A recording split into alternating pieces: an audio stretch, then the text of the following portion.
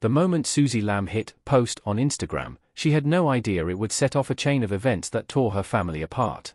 In early August 2021, frantic and heartbroken, she shared a verse she'd come across, one that warned it would be better to drown in the sea than to harm one of these little ones. Within hours, her mother-in-law, Joni Lamb, had branded Susie volatile and ordered her, along with Susie's husband Jonathan and their 5-year-old daughter, on a one-way flight to North Carolina. Their destination, the Living Waters ministry of author and speaker Denise Boggs, a friend the Lambs trusted to mend internal wounds. 3 lives, 2 parents and a child, arrived at a modest farmhouse outside Charlotte carrying trauma so fresh it barely felt real. Their daughter, once radiant and fearless, clung to her mother, eyes wide with fear. Susie remembers teaching her to swim at the beach retreat just days before, only to find the same child terrified of water, of strangers, even of shadows. All because of what Susie and Jonathan believed had happened at that beach house in Miramar Beach, Florida, where Pete, a relative long trusted by the family, had been caught alone with their daughter, completely unclothed. The fallout had been swift: police reports, closed cases, whispered meetings, and a child who no longer had the words to tell her own story. At Living Waters, Denise Boggs's warm greeting couldn't mask the tension in the room. Boggs was well known to the Lamb family, a gentle presence who'd once helped broker grudges among siblings. But this time, the stakes felt higher than sibling rivalry. Boggs, recognizing she wasn't a trained therapist, introduced them to Debbie Leonhardt, a forensic counselor licensed to work with abuse victims. Leonhardt listened patiently as Susie stumbled through the details: her daughter's frightened confession, Joni's hush-hush meeting that wiped away the child's memory, the couple's desperate phone calls, and the initial police inquiry that stalled for lack of a second statement. When Leonhardt finally met the child, she found a little girl who stared blankly at questions, trembling at the slightest touch. Very common, Leonhardt later told the Roy's report, explaining that children who've been threatened or coached often shut down completely.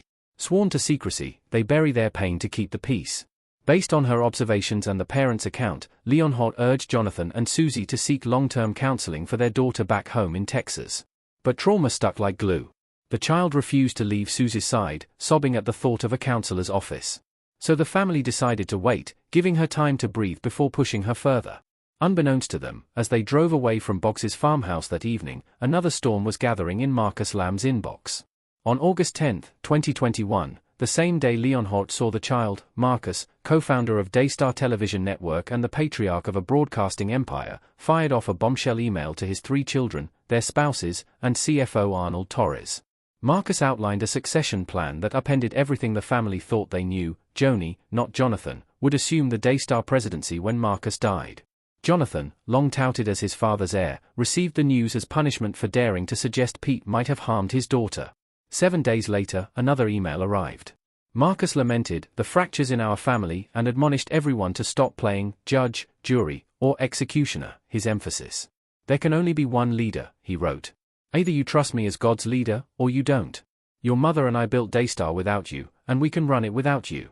That would break my heart. But there are consequences for actions and attitudes. Don't doubt my resolve. Don't question my determination.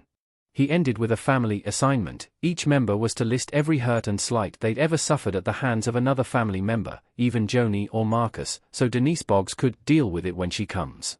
Boggs never came to Daystar's Texas headquarters. Instead, a week after Susie and Jonathan's visit, Pete and his wife were summoned to North Carolina to meet with Leonhardt. Boggs, coordinating from afar, intended Leonhardt's assessment to be the family's definitive answer on whether Pete had molested the little girl. Evaluations of this kind, Leonhardt would later explain, normally include in-depth interviews and psychological tests. But the moment Pete sat down, his wife insisted on answering every question directed at him. Leonhardt pushed for a private session, but Pete refused to return without his wife. Without speaking to him alone, Leonhardt told Boggs, "I cannot form a reliable opinion." And Pete never came back.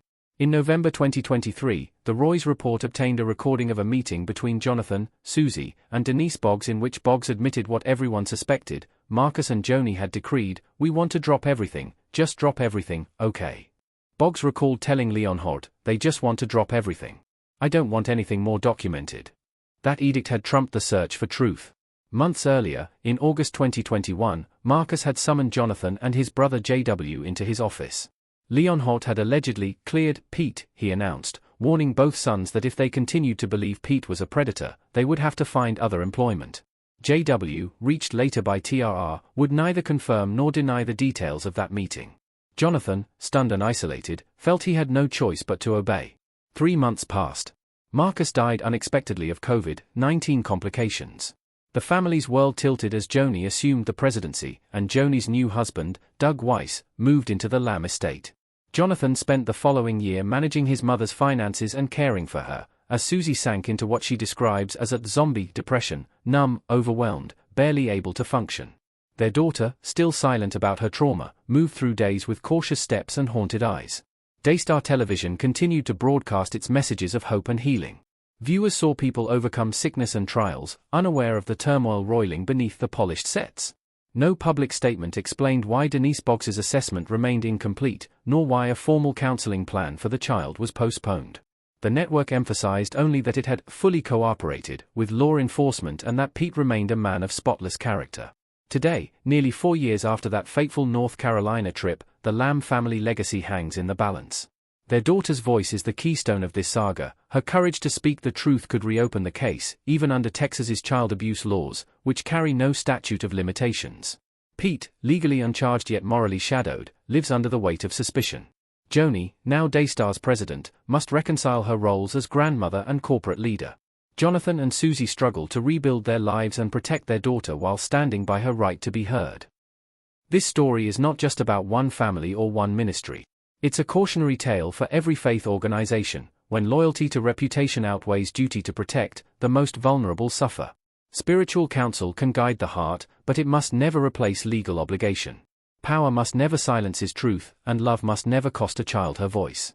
If you believe every child deserves to be heard, if you stand for accountability in every pulpit and boardroom, then join us in keeping this conversation alive. Subscribe to our channel for ongoing coverage of the Lamb family saga and other stories where courage confronts conspiracy. Hit the bell icon so you never miss an update, because when we speak for the silent, our collective voice can change everything.